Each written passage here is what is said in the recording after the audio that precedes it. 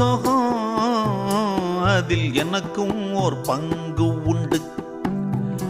அது எப்போதும் இங்கு உண்டு.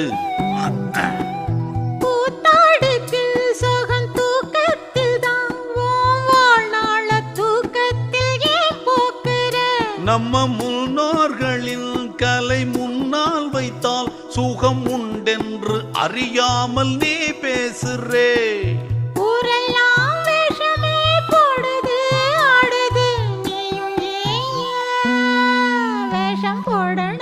ஹரிதாரத்தை பூசிக்கொள்ள ஆசை, நானும் அடவு கட்டி ஆட்டம் போட ஆசை.